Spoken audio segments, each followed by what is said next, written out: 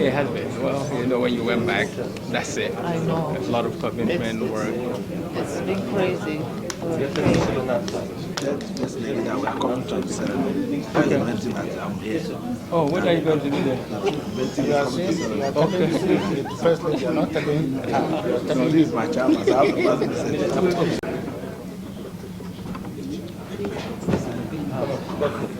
Yeah, no, don't expect a number to. I know. That's how it happens. You know? And I'm going full house. Full house.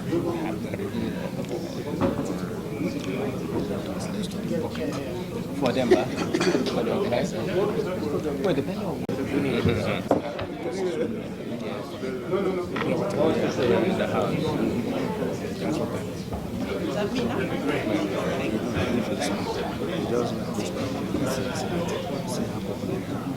Wow. Correct.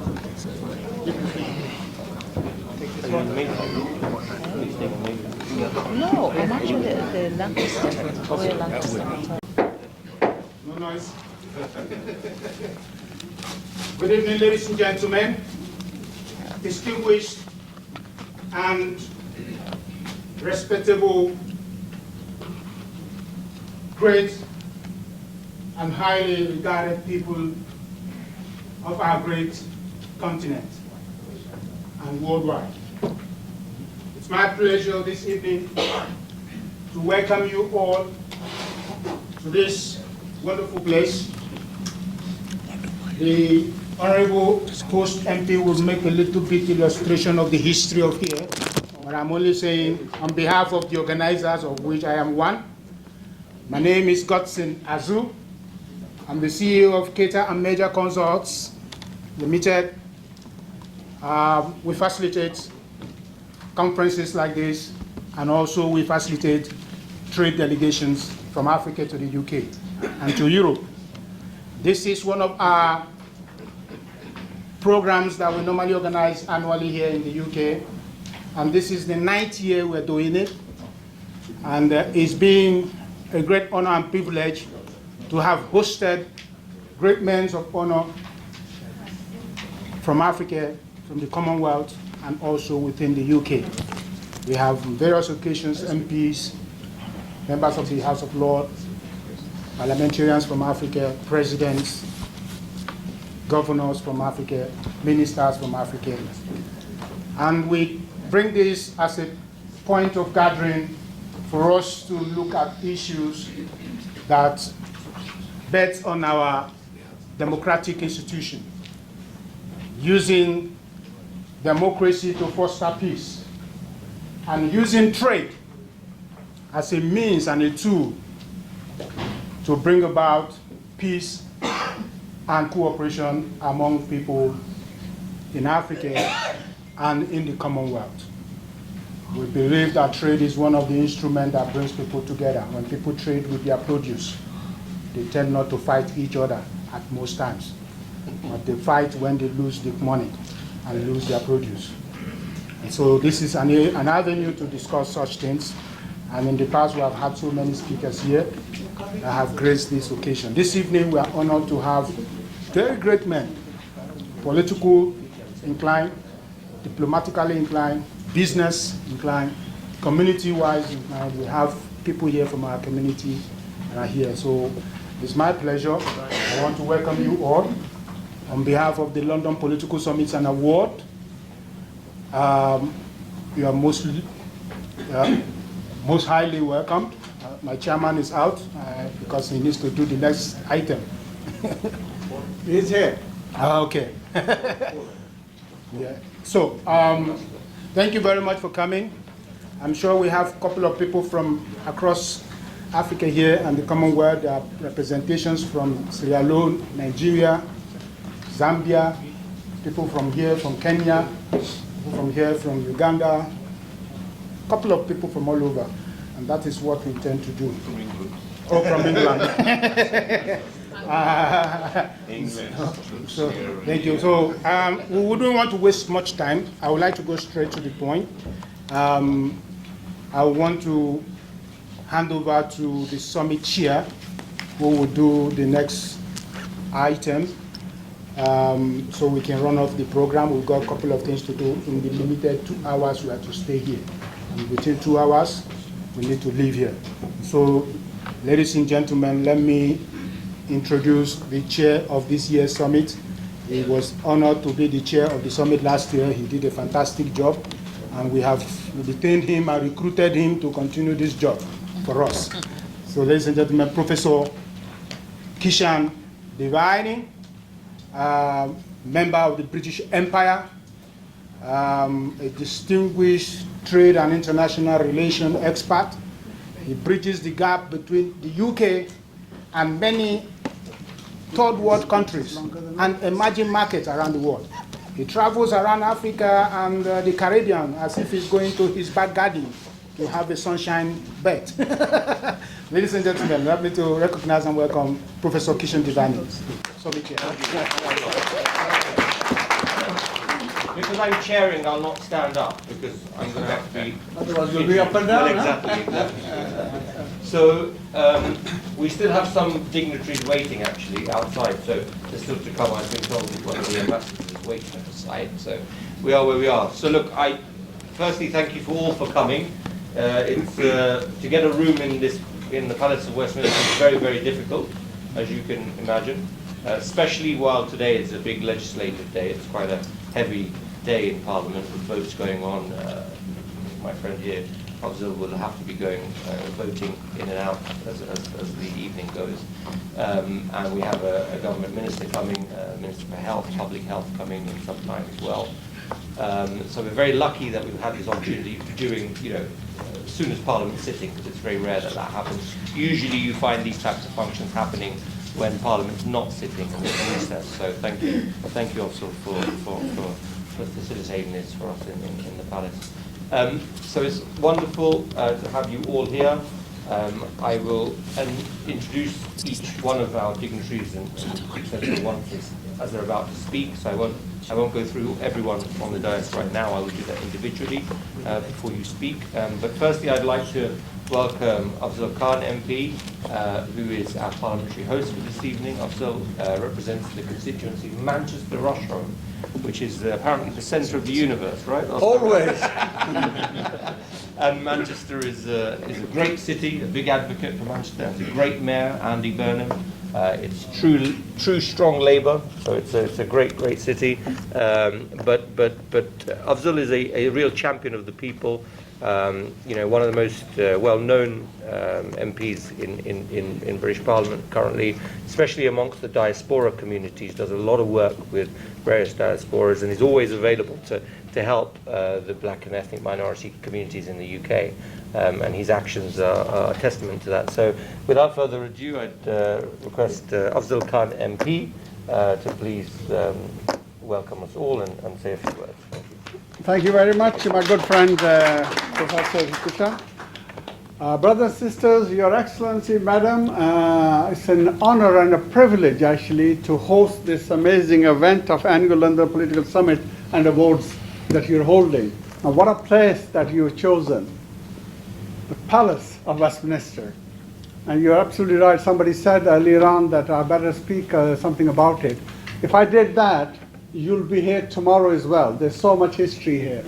But what I will say to you is, this place, not only is a palace, but it is a world iconic building. So we are all privileged to be actually in here.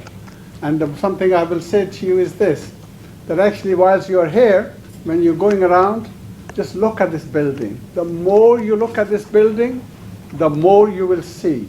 There is so much detail. I've been here for almost 7-8 years now, and every day I see something new.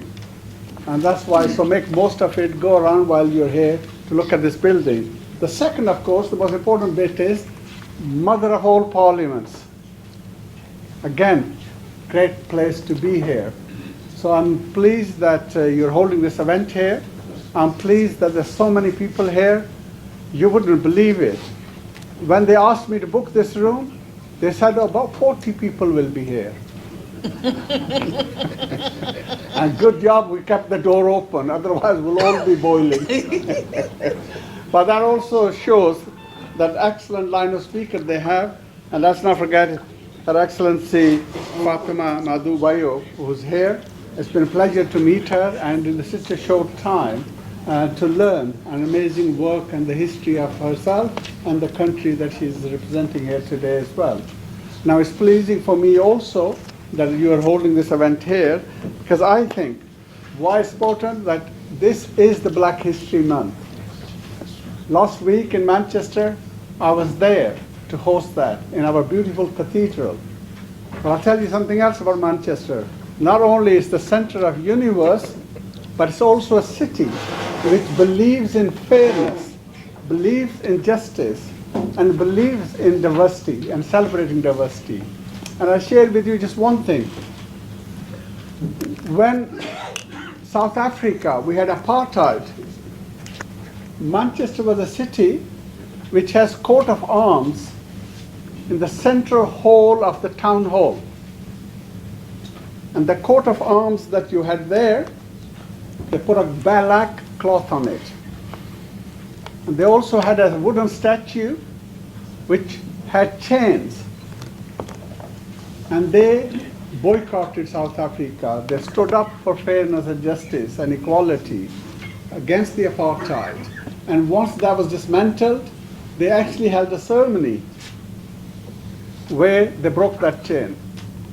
So that's a city which is actually has a belief in social justice. And it's not just for the UK, but globally. And I think when we look around the world today, we see the need for that. And that's why I feel so proud of being a Mancunian. But I also feel proud that you are hosting this when we just had an election and you got a new Labour government. As a person who's a Labour MP, I can't tell you, it was a long 14 years being in opposition. Yeah? Yes. And it's good that we are now in the thumping majority in government. And one of the things we want to make sure is that where we have been neglecting, both in the country and globally, to connect up. And I hope your summit here and the work that you do and the importance of the trade will be one of the areas, because you cannot ignore Africa. Africa is a huge continent with a huge population, and they've got so much to contribute. The stronger we make that relationship, the better it is. So I look forward to your success. I look forward to your next year's event as well, where I hope I can join you as well. And I want to wish you the best for today. I hope you enjoy this event. So thank you, Professor. Thank you for all our guest speakers as well. And thank you to all of you as well. Thank you. One minute, please, ladies and gentlemen, just bear with me 1 minute.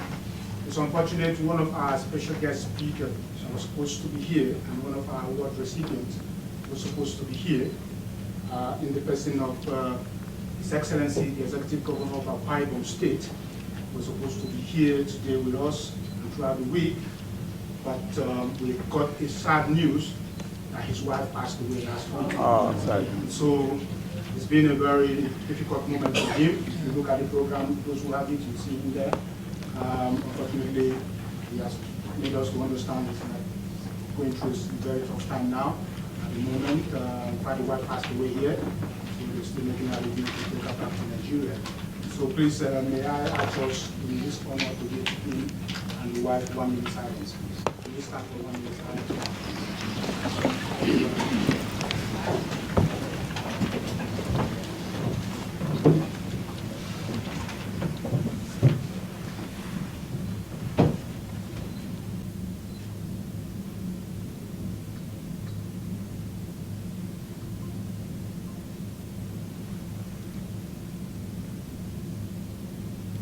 Gentle soul rest in perfect peace. So quickly we go to the next item on our program, which will run around quickly. We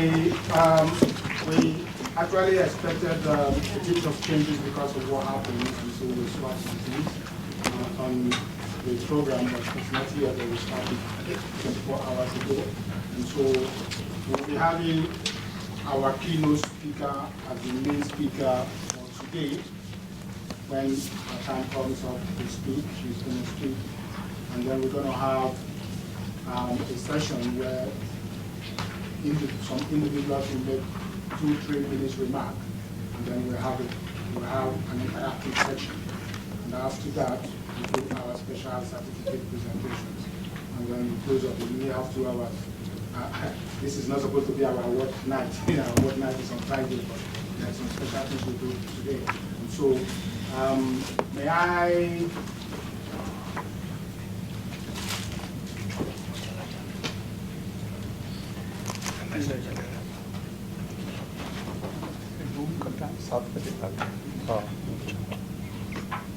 May I call Mr. Wusu Diallo? Diallo, did I pronounce it well? Diallo, please. Yeah. 1 minute before you do the introduction. 1 minute. John. Before you do the introduction.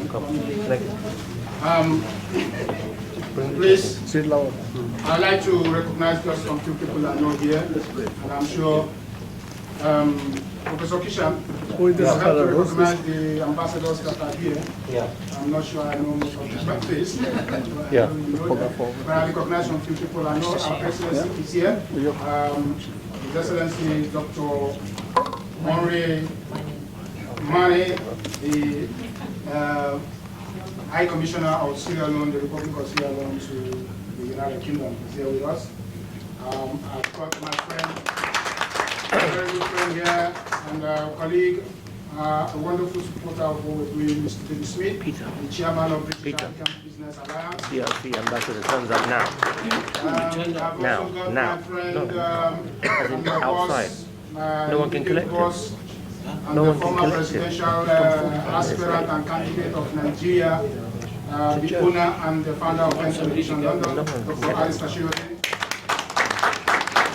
I've also got my friend, Ambassador Chief Uzo Oune, the former ambassador IMO of Comoros to IMO. Was the High Commissioner of Sri Lanka. Oh, okay, we got the ambassador of Sri Lanka there too. You're welcome, sir. Is there another ambassador here? No. And I've got, oh yes, I've got our Deputy High Commissioner from Sierra Leone there, Ambassador. You keep missing my head. You won't. King. Thank you very much. You're speaking, by the way. Yeah, and I've got Mr. Peter Fowler here, one of our biggest sponsors, the chairman of Westminster Group. Chairman of Westminster Group, and after him I've got the representative of His Excellency Honorable Jack Rich, the president of the Belema Oil Group of Companies in Nigeria. I'm sure he's running late, he's joining here, but we're standing in for him now at the moment. And I've got my friend there, Sir Comrade Jonathan Lokboburi, the President General of Ijaw Youth Congress worldwide. He's saying a little bit about what is happening in Nigeria and the Ijaw community during the session.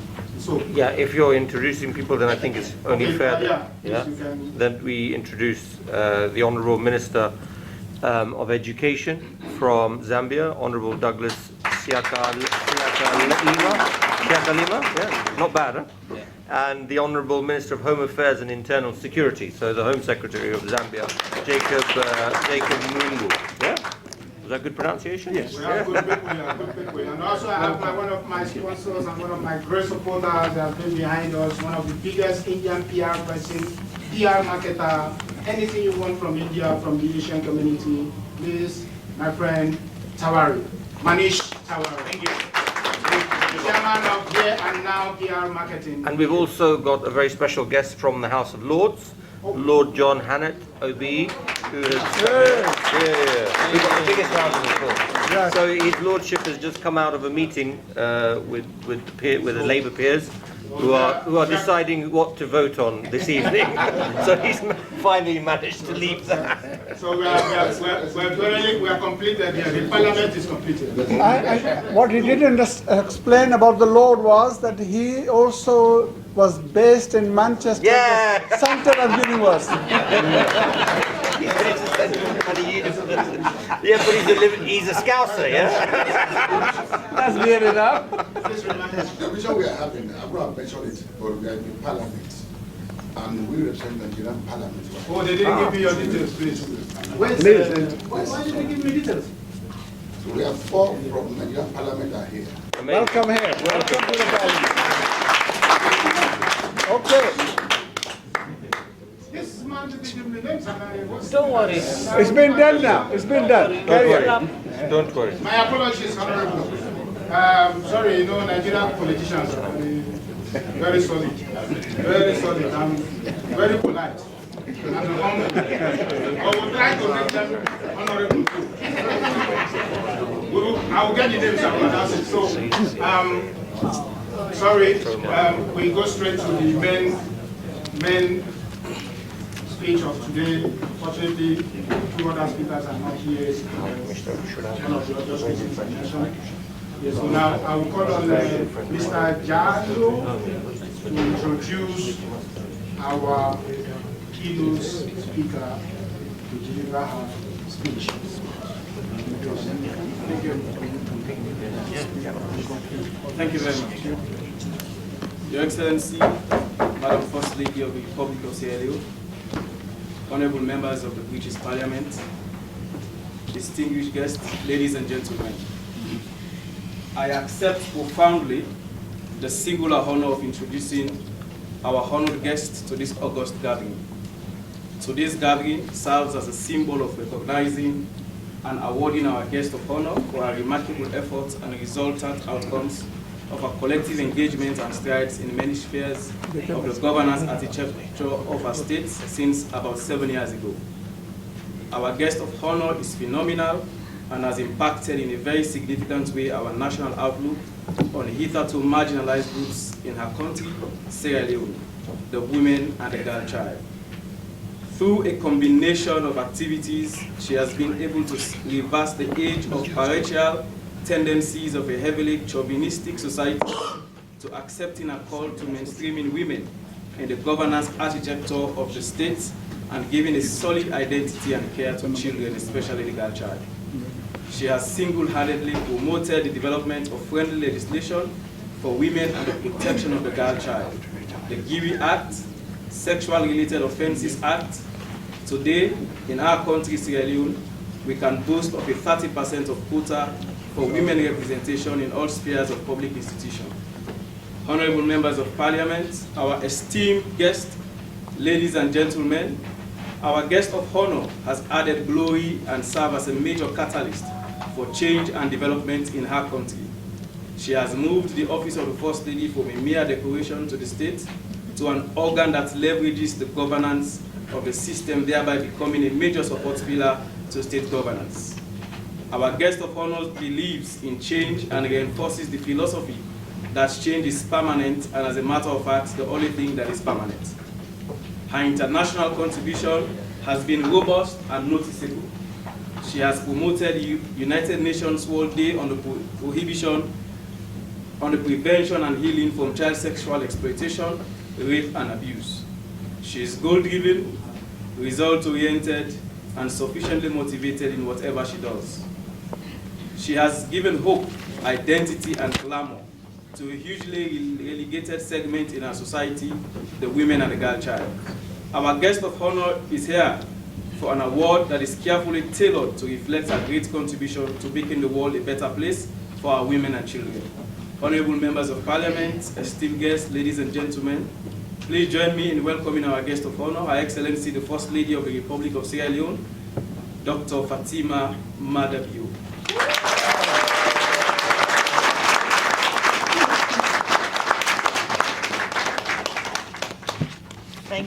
Thank you, Zajida.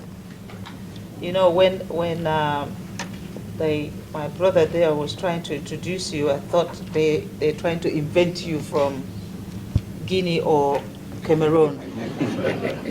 Say Diallo. Yeah, Diallo. Distinguished guests, let me start first of all in honoring the Honourable Member of Parliament, the Honourable Member of the UK Parliament, who are here present. And of course, the organizers of this event. I bring you all warm greetings from our sunny country called Sierra Leone. And you will understand why I say sunny.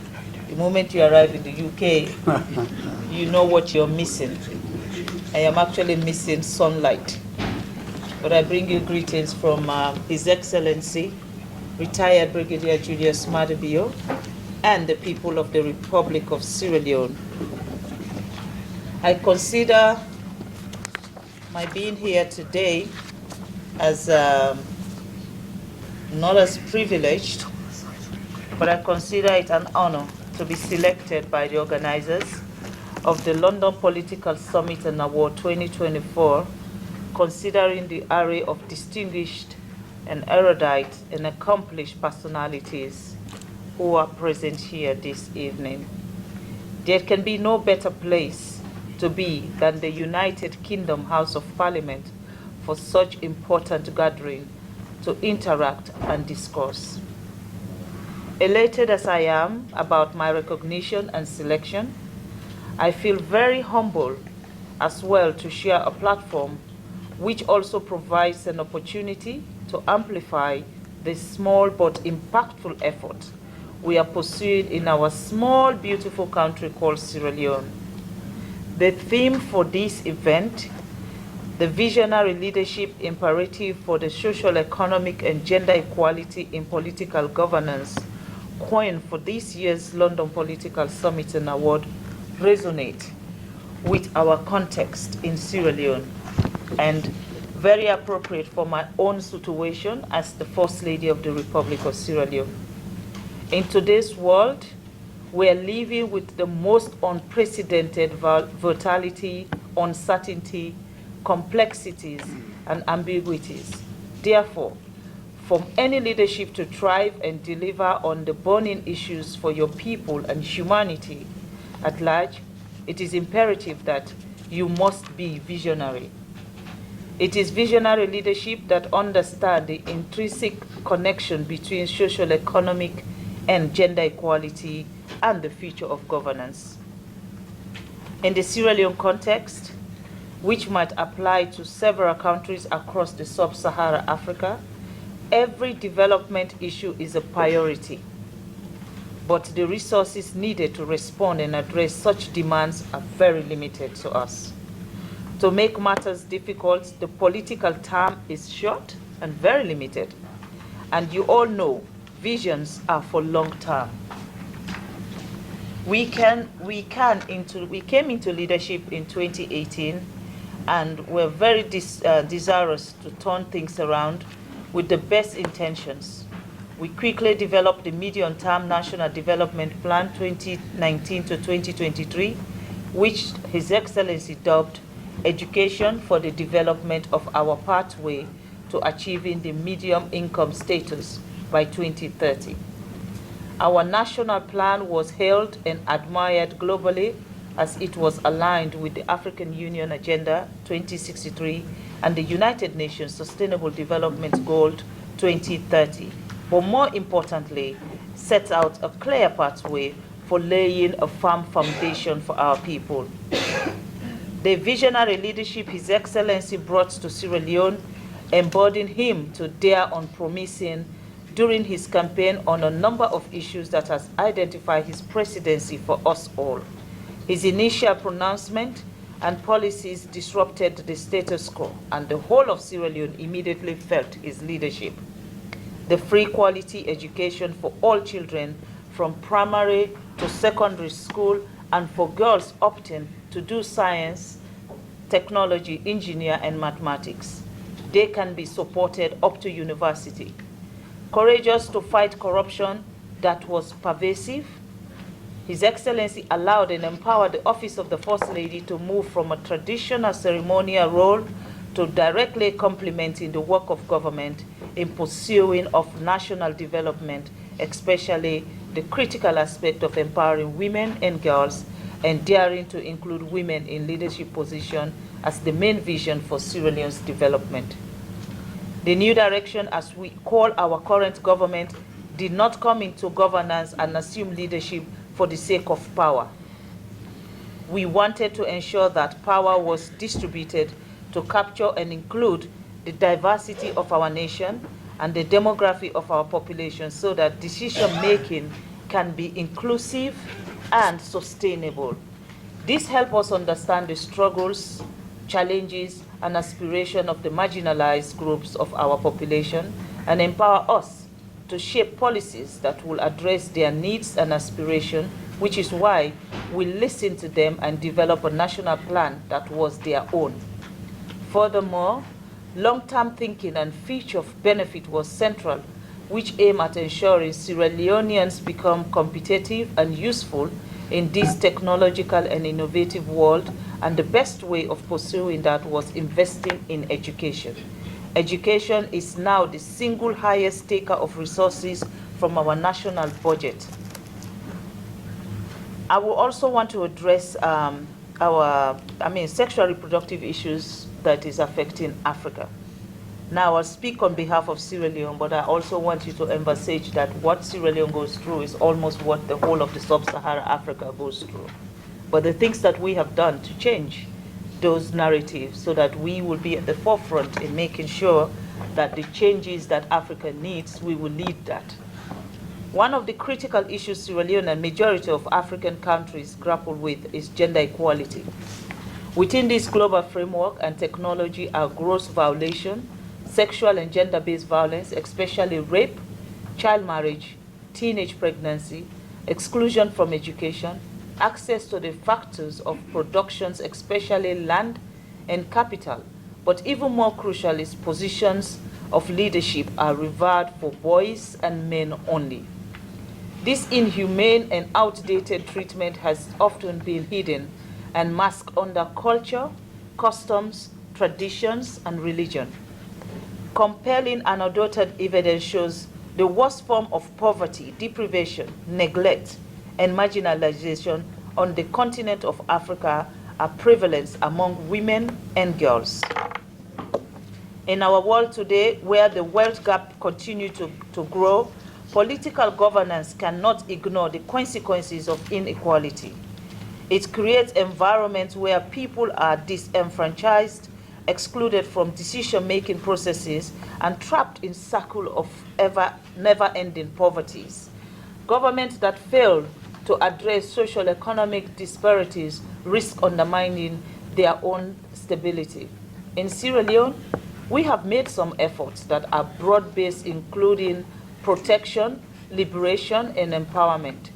My Hands Off Our Girls campaign targeted sexual and gender-based violence, child marriage, teenage pregnancy, menstrual hygiene, child trafficking, HIV and AIDS, fistula, and I advocated for systemic policies and laws reform. We adopted a governance approach that created specialized institutions and strengthened established ones. Fighting for and pursuing the empowerment of women and girls attain equality is a tough, difficult, unattractive, and daunting challenges and tasks. But I always say, to fight for women is a just, is fair, and the right thing to do in our society today if we want the world to go further. This is where my drive, my motivation, and inspiration come from.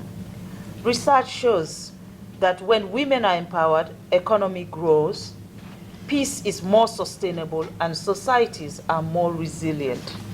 Women in leadership brings new perspective, innovative solutions, and commitment to inclusivity that is essential for addressing the complex challenges we face today. Gender inequality similarly undermines the fabric of our society. We, the women, make up roughly half of the world's population, but yet still we remain unrepresented in political institutions, the general workforce, leadership roles, and other decision-making processes. Political governance is very critical and continue to hold the key to reforming and shaping the policies that will either perpetuate or dismantle inequality. The role of government is to provide sound, accountable leadership to the citizens which they can trust and relate to. Again, the role of visionary leaders should be at the forefront of carving the way and creating a sustainable path to equality in society. Therefore, political leadership should ensure that the legal framework that guarantees recognition, equal opportunities, freedoms, protection from gender-based violence, ensure there is access to social services, especially education, health, food, and others, but more importantly, targeted interventions, including social safety nets, needed to lift people out of poverty and misery. Governance here is also about ensuring a holistic performance of all the organs of government, the executives, the legislature and judiciary, as well as the citizens themselves in the performance of their civic duties, electing, holding leaders to account, and protecting the resources of the state. As I come to close of my speech, I want to suggest as action we must take to develop visionary leadership for social, economic, and gender equality. My first suggestion is we must invest in educating the next generation of leaders with a focus of equality, empathy, inclusivity, accountability. There should be special leadership training programs, mentorship opportunities, and advocacy groups should be promoted to ensure that women and people from diverse backgrounds are supported and prepared to lead. My second suggestion is the legislative action. Laws and policies must be enacted, but more importantly, they should be enforced to address income inequality, gender-based violence, equal pay, and representation quotas in political offices. These aren't just checkboxes. They are essential building blocks of a more equitable society. Thirdly, we must break stereotypes. Society needs to actively challenge and dismantle harmful gender and social economic stereotypes marked in cultures, traditions, and religion. We see these practices limiting opportunities and perpetuate inequality. We need to culture this in the mainstream, and social media incorporates them in education and practice them in our workplaces and in our communities. Last but not the least, we need to collaborate across sector. Visionary leadership requires collaboration across sector governance, civil society, and the private sector. We all must work together to push forward an agenda of equality. No one sector can solve these challenges alone, and in the spirit of the UN SDG 2030, we must leave no one behind. Ladies and gentlemen, we stand at a crossroad. The future of political governance, and indeed the future of our world, depends on the decision we make today. We can choose to perpetuate inequality, or we can choose to lead with vision, courage, and empathy and accountability. We can choose to create systems that benefit a few, or we can choose to build a world where everyone has a seat at the table and benefit from the abundant resources nature has provided us. Therefore, visionary leadership is not an option, but an imperative. It is the only sure way we must follow and culture in pursuit of achieving true social, economic, and gender equality in political governance. And it is the only way we will build a future where everyone can be assured of an opportunity we all deserve and we all strive for. I thank you all for your kind attention.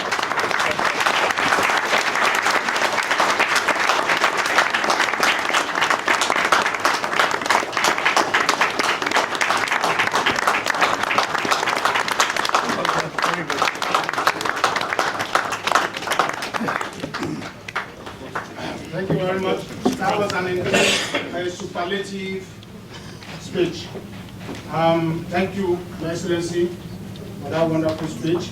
I'm sure it's well recorded. I'm sure everybody have a good record of that speech. This will be used for more further publications. We don't want to take much of your time. Let me quickly recognize, I'm a Nigerian. don't want my Nigerian people to go back and sue me. Put you in jail, huh? They'll have you locked up, God sir. If you are not happy, go to court before they take me to court in Nigeria.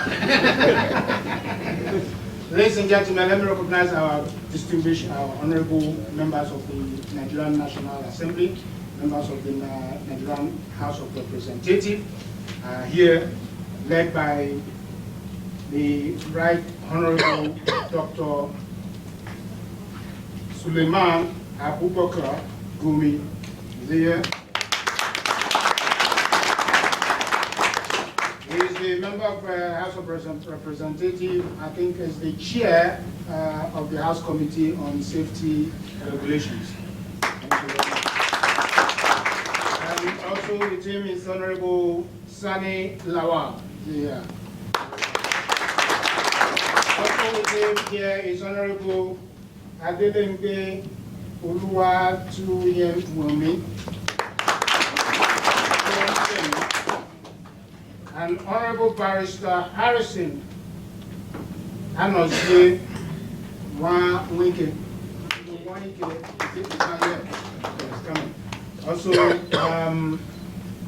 Also here to let me recognize Ms. Mambo Mawuka Mawamba, the wife of the Honorable Minister. I'm sorry. So we wanted to go to the panel to who? Oh, person interested. Go to court. Yeah,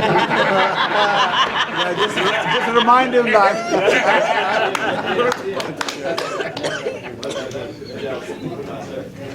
Oh, Honorable. Sorry, sir, please don't tell me to call. We'll have you arrested when you land. Watch. Thank you. Sorry, thank you very much. Honorable David English. Zachary. So we have a full house. Please don't report me. So we have a very great man here, and he doesn't have much time to spend with us. And I wish he can stay to listen to each person, one representative of the members of the Nigerian National Assembly, representative of the Zambian Ministry, Zambian here, and our Ijo Youth Council member. To 2 minutes, please. 2 minutes. The Honorable Minister will be listening. Yeah, but how many though? 2 minutes, not 15. Yeah? Honorable Member Gumi, leading the members of the National House of Representatives from Nigeria. Sir Jonathan Lokoguri. In fact, his senior brother is the Minister for Petroleum in Nigeria. So better hold him. Hold him and lock him here. And the Honorable Minister for Interior. But they have big speeches, so we don't want to. Yes, we can just, if you have the speech, just give it, but let's moderate it a bit. But let's listen to them thoroughly. Parliament. No. He's in court. Mr. Chairman, if there will be some other opportunity for us to speak, we have no problem with 1 minute. That's what I do. After that, we can. Yeah, so then then that makes sense. Fine, Minister, I think I'll do that. So let me come to the chase. We're very, very lucky this evening to have the Public Health Minister of the United Kingdom, of His Majesty's government, here today. He's managed to take out 20 minutes of his time, for which I'm eternally grateful for you, Andrew Gwynn. Andrew Gwynn is the Member of Parliament for Manchester Denton, is that right? Gorton. Gorton from here. I know, that's what I was going to say. So that is definitely the centre of the universe, because they're both neighbours and their constituencies. Yeah. And that means he's also centre of universe. Gentlemen. That took up almost a 2-minute limit. Look, one of the things you'll find, Minister, in the House of Commons is that we now have time limits. So you can see on the annunciator screen, it's telling MPs that they've only got 4 minutes contributions time limits in their debates. And the downside is it will probably go down to 3 minutes and then 2 minutes before we get to the wind-ups by the front benches. It's the bane of every MP's life that they put in to speak. They've got this wonderful 30-minute can't even spit my words out now, piece of oratory, and they get the message from the whips that it has to go down to 5 minutes, to 3 minutes, to 2 minutes, and so on. So my apologies for jumping the queue. I would dearly love to stay, but unfortunately I've got quite a hectic schedule. Look, one of the things that I really love about my new job as the Minister for Public Health and Prevention isn't the fantastic work that I can do in this country on the social determinants of ill health, tackling health inequalities, and extending people's healthy life expectancy. That's really important. But actually, the part of my job that I love the most is that I also have responsibility in the Department for Health and Social Care for international health. So, World Health Organization, I'll be going to the G20 Health Ministers Summit in Rio at the end of this month. We are looking at how we can help colleagues in different parts of the world with the capacity and the expertise that the National Health Service in the UK has, that the UK Health Security Agency has, in assisting with a whole range of issues from HIV right the way through to Mpox and some of the other global health challenges. And I think it's really important that we do recognise that those health inequalities that brought me into politics here in the UK matter not just on a national scale, they matter on an international scale too. Inequality is inequality wherever it exists. And if there is a life expectancy gap between two people living in two very different parts of Manchester, which there are, those are wrong, and it is my job and our job collectively as politicians to try and address those inequalities. But the same is true whether there is a gap in health inequalities between somebody living in Manchester and somebody living in Mumbai or Mombasa or anywhere else beginning with M around the globe. Health inequalities are health inequalities. They deprive humanity of reaching their full potential. And we have a global obligation to assist humanity through those health inequalities so that we don't just live in a better, fairer, more equal Britain, but a better, fairer, more equal world.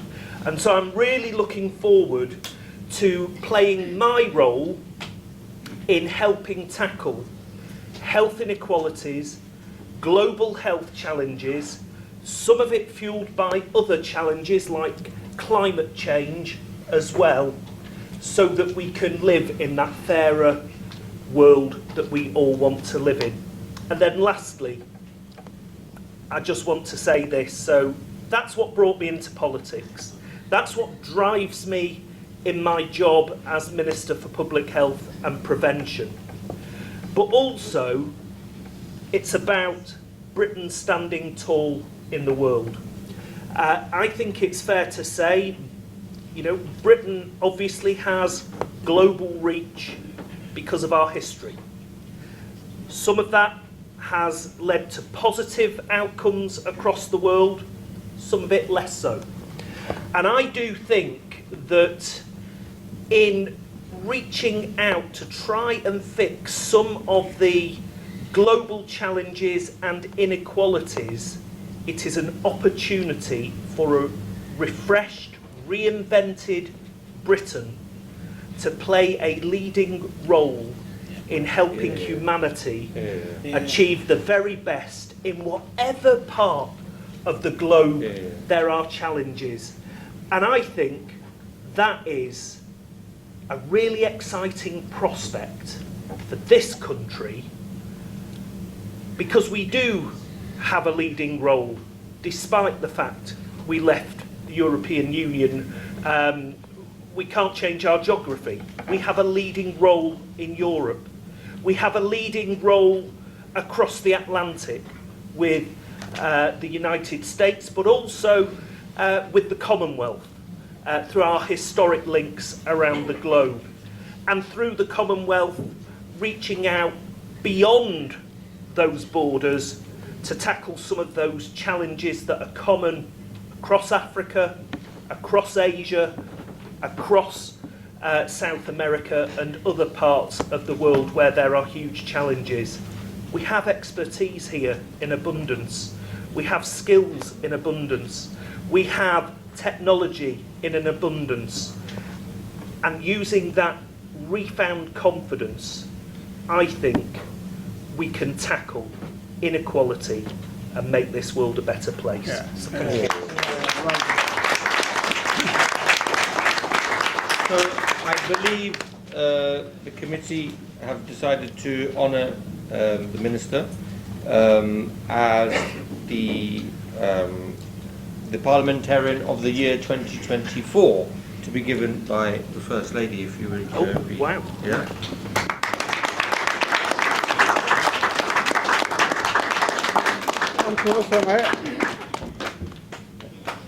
I might have given a longer speech if I'd have known. So, do I have to read what's on the No, it's fine. No, just the... Oh, but thank you very much. And what you said was so powerful.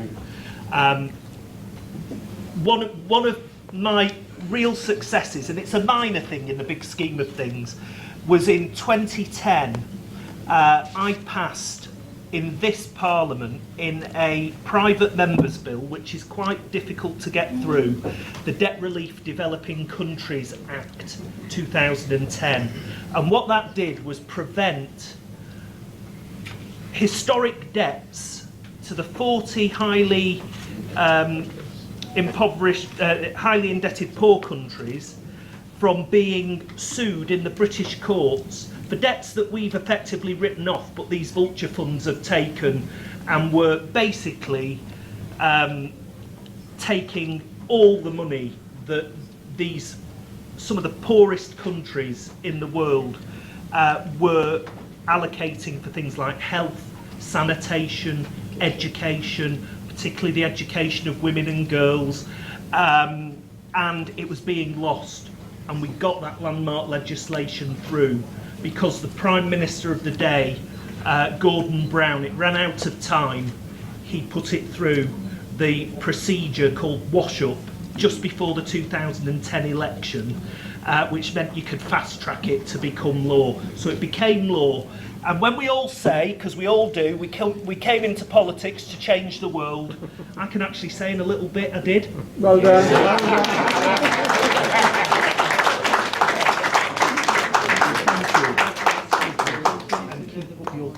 Thank you. Thank you. We both will come and join you. Thank you. I do need to go, but thank you. So I have some. We'll quickly go to the brief speeches, and then we'll do the quick. There are some people who are going to give some certificates now. Yeah.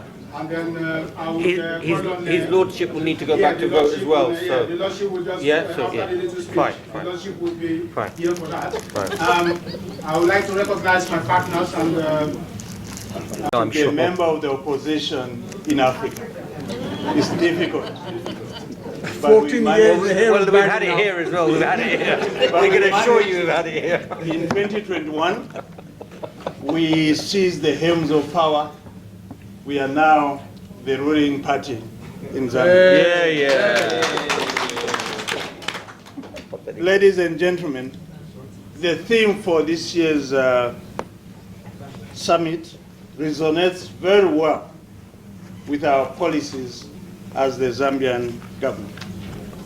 We, as the government of Zambia, firmly believe that you cannot develop a country without law and order, without good governance. We believe that you cannot share poverty. You can only share wealth. And for you to create wealth, you have to create an enabling environment for you as government to entice foreign direct investment. Investors can only come to a country where there's peace and stability. We are proud as Zambia that at least in Africa, and maybe in the world, we are one of those who can proudly state that there's peace, security, and order in Zambia. From the time of independence, we have changed the governments, opposition, ruling party, losing elections. We are proud of that. But we are also proud that as Zambia, we have been supported by the international community in all our endeavors. And we are grateful today that we are here with my colleague, the Minister of Education, that we are going to share experiences pertaining to security, good governance, and the enhancement of women in politics. We firmly believe in Zambia that you cannot discriminate against your mother rather. We believe that your father may be somebody else, and not the one who's said to be your father in your home. But you can never doubt your mother. Yeah, 100%. You say this. So we believe that if we enhance the status of women, we are enhancing society. It is key to foster development in Africa if we uplift the economic status of women. For the first time, we have a female Speaker of the House of Parliament. And we have enacted an equality bill, gender equality bill, which we are implementing. And we hope that by the time we go for elections in 2026, we'll have a higher number of women in Parliament. So I'm really indebted and honored to be part of this auspicious occasion of discussing enhancing the status of women and ensuring we provide security and order in our community. As I indicated, we are given 2 minutes. Thank you. I'll be speaking tomorrow as one of the panelists. On Friday. Yes.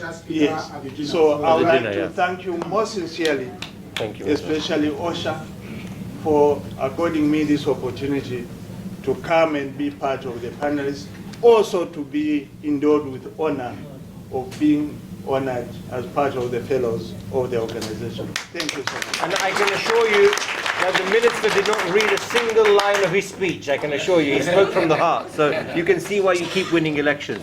But Godson, just 1 second, I can see an old friend of mine at the back there, Sir Tony Baldry, who was the MP for Banbury, who acquainted this place, frequented this place for many, many years.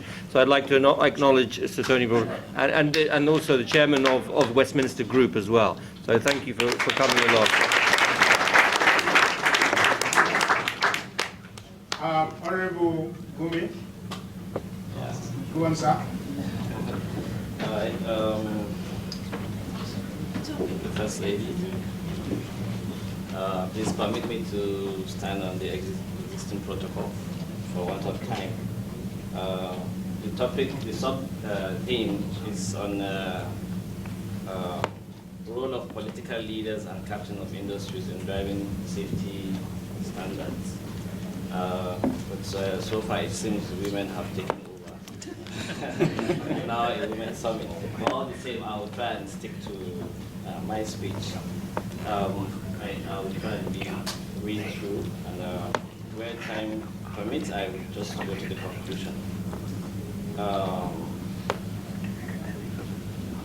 So I want to welcome everyone to this 9th London Political Summit and Awards 2024. I'm honored to deliver this speech on the role of political leaders and captain of industries in driving safety standards.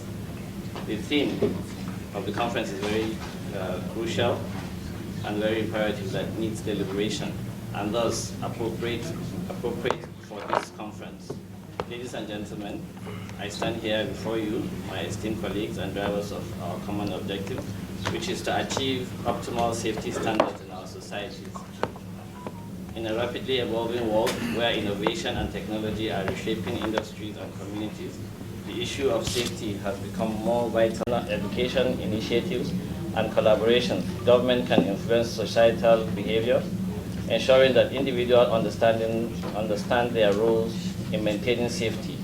In this sense, political leadership is about creating a culture of safety that permeates every aspect of life.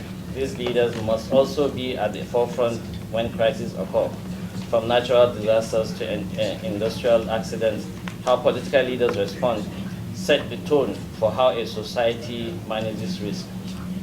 Effective crisis management requires preparation, quick decision-making, and coordination with both local and global stakeholders.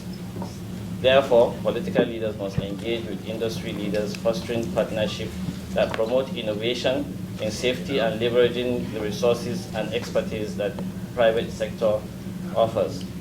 Captain of industries, who are the leaders of corporations and businesses equally have a crucial role to play as their decisions impact the lives of millions of employees, consumers, and stakeholders every day. The responsibility of corporate leaders extend far beyond the pursuit of profit. In today's world, businesses are expected to be socially responsible, ensuring that the products they manufacture, the services they provide, and the environment they create meet the highest safety standards. Leaders must recognize that safety is not a cost.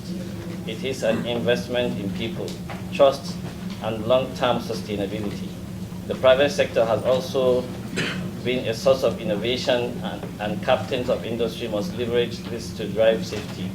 Whether it's through cutting-edge technologies that prevent workplace injuries, advanced manufacturing processes that reduce environmental risk, or new solutions to improve public health, industry leaders must have the tools to make safety a core part of their operations.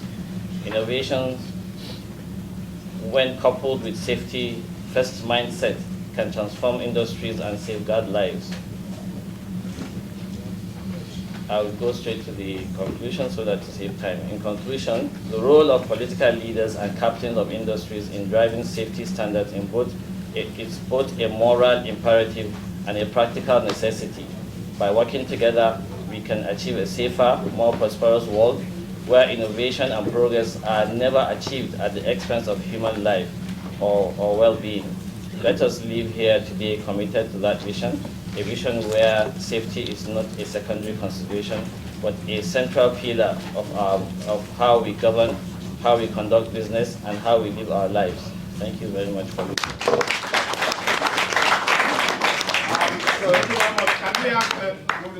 Can we have the representative of Jack Reach make his presentation on 2 minutes, please? 2 minutes, quickly, please. And then, Literally.